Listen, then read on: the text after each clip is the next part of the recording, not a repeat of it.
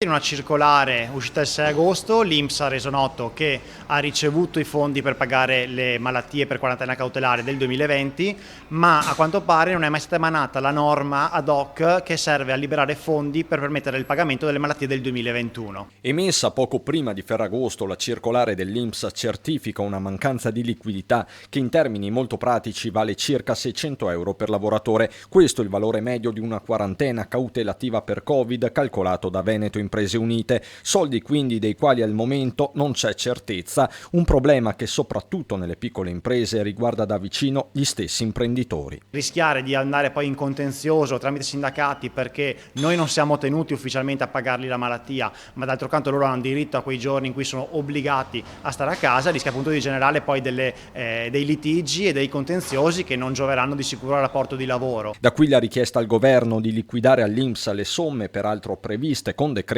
nei mesi scorsi. Si parla sicuramente di cifre molto importanti, pensiamo che lo stanziamento nazionale era di 630 milioni e quindi per il nostro Veneto rischieremo di avere un buco di almeno 20 milioni per fine anno. Ma la questione non è solo economica, bensì di salute pubblica. Per paura di perdere questi soldi, di qui in avanti si rischierà che qualche dipendente non denunci eventualmente di essere stato in contatto con qualcuno positivo al Covid.